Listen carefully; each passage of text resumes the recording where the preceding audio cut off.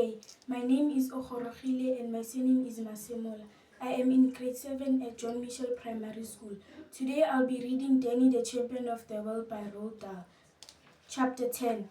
The Great Shooting Party. As soon as the doctor had driven away from the filling station, I went into the office and got out the sign that said, "Sorry, closed." I hung it on one of the pumps. Then I headed straight for the caravan. I was too tired to undress. I didn't even take off my dirty old sneakers. I just flopped down on my bunk and went to sleep. The time was 5 minutes past 8 in the morning. More than 10 hours later, at 6:30 in the evening, I was woken up by the ambulance men bringing my father back from hospital. They carried him into the caravan and laid him on the lower bunk. "Hello, Dad," I said. "Hello, Danny. How are you feeling?" "A bit woozy," he said, and he dozed off almost immediately. As the ambulance men drove away, Doc Spencer arrived and went into the caravan to take a look at the patient. "He'll sleep until tomorrow morning," he said. "Then he'll wake up feeling fine." I followed the doctor out to his car. "I'm awfully glad he's home," I said. The doctor opened the car door, but he didn't get in. He looked at me very sternly and said, "When last did you have something to eat, Danny?" "Something to eat?" I said.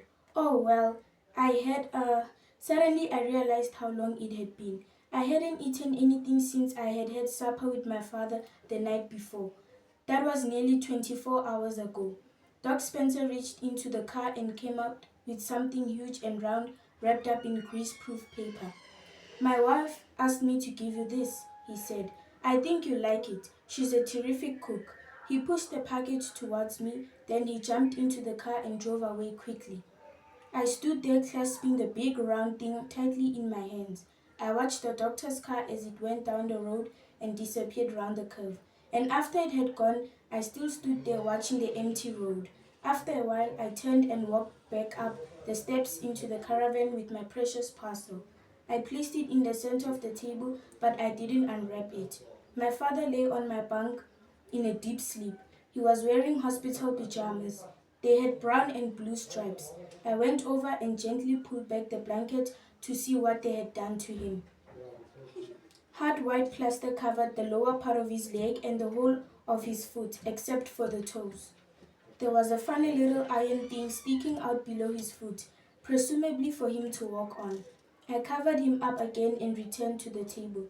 Very carefully, I now began to unwrap the grease-proof paper from around the doctor's present. And when I had finished, I saw before me the most enormous and beautiful pie in the world. It was covered all over, top, sides, and bottom, with a rich golden pastry. Thank you.